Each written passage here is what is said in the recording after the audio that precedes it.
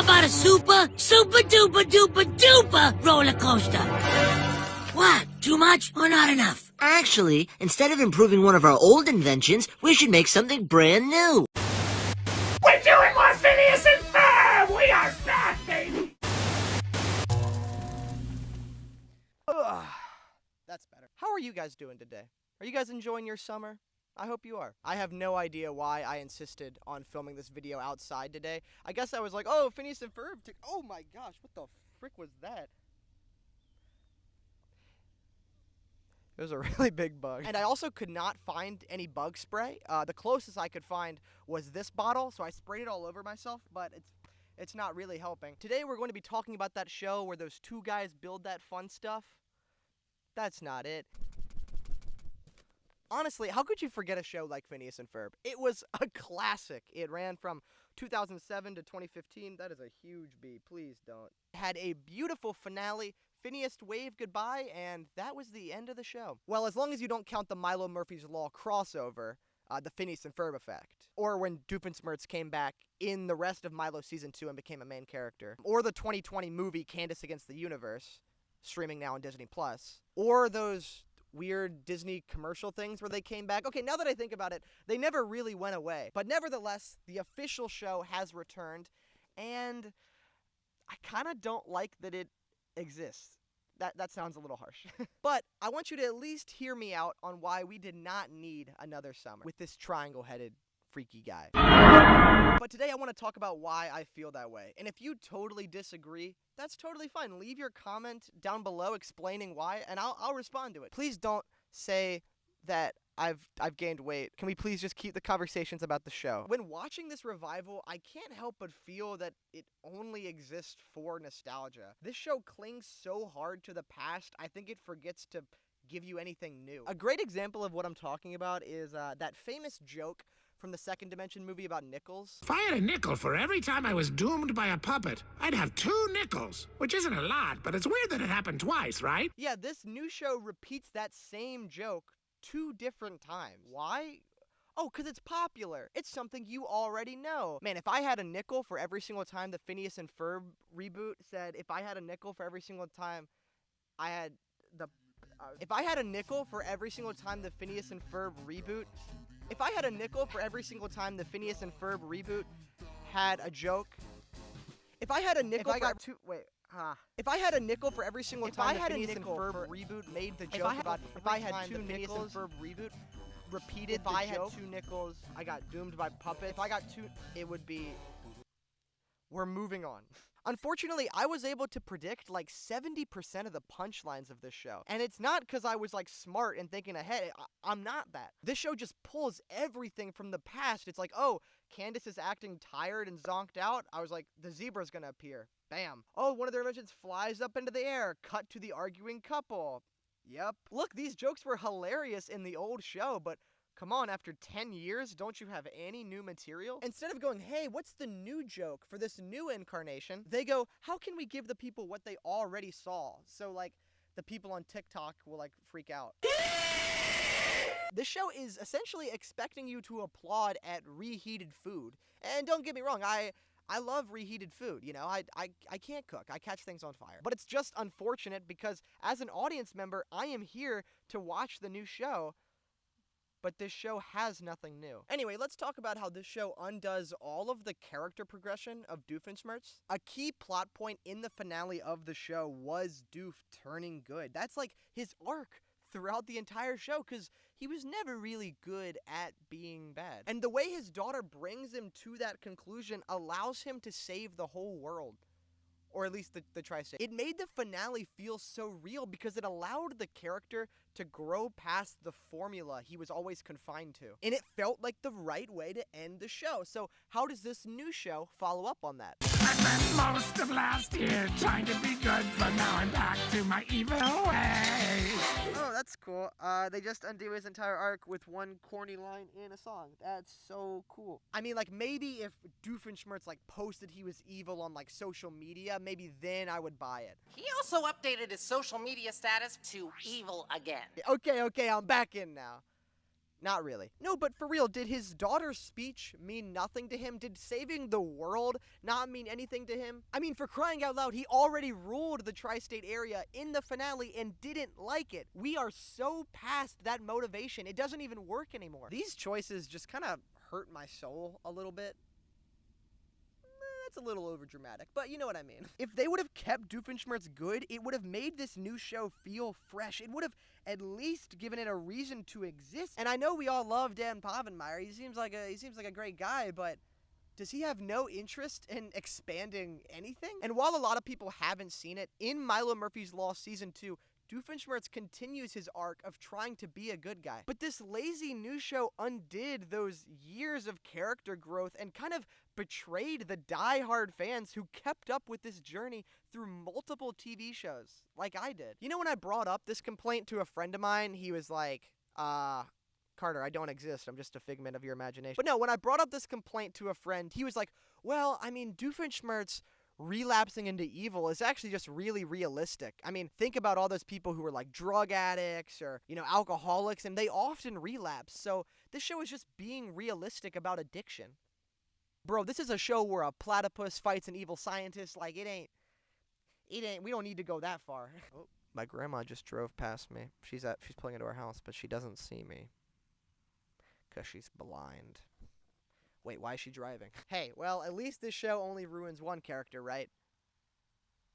Nope. Let's talk about Candace. Let's talk about long neck herself, Candace. That was mean. I'm sorry, Candace. I know that the 2020 movie also brought the show back, but I just wasn't as mad at that movie because I felt that it actually added something to Candace's character. That movie is all about Candace finding purpose and actually learning to love her brothers and overcome the desire to bust them. At this point, I already have 4 seasons of that does this well. Do I need more jokes about Candace going, Mom, Mom, Mom, Mom? No, not you, Mom.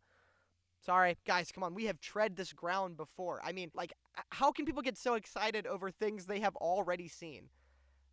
Oh, wait, that's all society gets excited about today. Oh, man. Is society doomed? Okay, you know what? I'm being too cynical. I'm being a mean guy. People always saying that about me. Okay, you know what? Let's try to change my perspective a little bit. Maybe the creators just have no interest in continuity, and I should accept that, you know? And maybe that is the way I'll enjoy the show more. But wait, they kept the continuity of Vanessa and Monty dating. Wait, and they kept the continuity of Stacy knowing Perry's secret. Okay, all right. So some of it matters. So maybe none of it matters. Maybe life doesn't matter. Maybe I'm gonna kill myself. Whoa! I got too cynical again. Guys. You gotta stop me every time I do that. Oh, my grandma's I think she's about to see me, so this is about to get fun. You see me? Hello. I know, I saw you. You went by. See ya. Love you too. I don't love her. I'm just kidding, Grandma. I love you. Look, I don't know what that was. Look, if you want to do continuity, then do it. If you don't want to do continuity, then like at least commit to that. But as an audience member, it's like, what am I supposed to care about? How is this new show supposed to have stakes? They've already proven that all growth and progression can be undone for money. So why get invested? Even if this new show has a new, beautiful ending to the show, they've already proven that they can just erase it all and milk it all over again. Also, unlike a lot of other TV shows, Gumball, this show actually got its finale. It actually got a few of them. And they fill in all the pieces of the story. Like, we know the conclusion of all these characters. We know that Phineas ends up with Isabella. We know that Ferb ends up with Vanessa. We know that is potentially pedophilia, but we won't go into that. So the only thing this show can give us is more of the same. And while watching these 10 new episodes, there are flickers of new ideas. There's an episode where it follows around just their invention. There's a Carl episode, a cruise ship episode. But it is just far from enough to compensate dismantling the original show. Do a freaking new show where Phineas and Ferb are in school and they're trying to make the most of their time in school, and while they're doing that, Perry and Doof are now Alka agents together going on missions, and somehow whatever they do still ties together. I mean, hey, that at least feels like something fresh. Why don't you tell a brand new story that actually builds on what you had done? You know, they say that kids nowadays are watching movies and TV shows less, you know. They'd rather be on their Insta Snaps or their TikTokstagrams. And people are always asking, why are kids not watching movies and TV shows as much? And unfortunately, I think it's shows like this. We are just serving all this nostalgia to adults, but these kids are being robbed of their own characters that they can grow up on. Bringing back every single TV show ever made just isolates all the people who did not grow up on those shows and don't have the nostalgia. And if when kids turn on the TV, all they see is reboots of things they have never seen, it's no wonder why they aren't watching TV anymore. And even if they do get curious and go back and watch the original show, this new one undoes the stuff. So why would they care? Whoa, I got too cynical again. I told you guys to stop me. You know what I love? Pina coladas. Non-alcoholic. That's how I roll. And I went on a cruise recently and I drank so many. I drink actually so many that it's like a serious problem. But they taste incredible. What am I supposed to do? Stop drinking them? No. I won't. You can't take it from me. Whoa. I don't know who that was. But as much as I love them, by the 15th one, no, I'm not kidding. You know, it tasted kind of stale. Nothing about it had changed. It was just I had a lot of it. And it was time for me to drink something new. And sometimes by just having too much of a good thing, it can kind of ruin it. Anyways, I don't know why I brought that up. It's completely unrelated to anything we're talking about. Okay, I know this video is very negative, so to say a positive, I love that part when Meep said meep.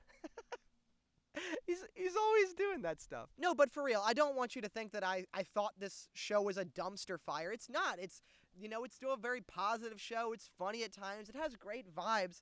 It just makes some critical errors. But another positive is that I actually really enjoyed a lot of the new songs. Some of them were literally just retreads of old songs. But I especially loved the opening song to the show, The Summer Starts Now. I think that has all the makings of a Phineas and Ferb classic in my book. But I just wished when they said they were going to top themselves, I wish they meant more than building a submarine that looks like a sub sandwich. Bug flew in my mouth. Phineas and Ferb genuinely inspired my creativity as a kid, and I feel that this show is going to have a more difficult job to inspire the next generation when they are stuck repeating the same things over and over. And I feel it's time to move on. Another one? Alright guys, if you'll allow me, I'm going to end this video with a quote from Buford from this season. He says, "It is the I'm not going to do the voice. It is the ephemeral nature of things that makes them beautiful, isn't it?" Okay, you know what? The voice wasn't very good, but the point stands. All stories should end. Yes, it's sad, but that's what makes them beautiful. Thank you guys so much for watching, for all the people who stuck around to the end, and also stuck around on this channel since I haven't posted in a year. Thank you so much. You guys are awesome. The fact that anyone would watch anything I make is truly a blessing that I probably don't deserve. And I know that I just was very hard on this reboot, but if you guys want me to talk about the Gumball reboot when that's coming up, let me know, because I do want to touch on that one, because that one's kind of different, you know. And again, please let me know your comments down in the below. Let's duel, let's fight in the comments, of course, because you guys could take me in real life. And make sure you guys enjoy your summer.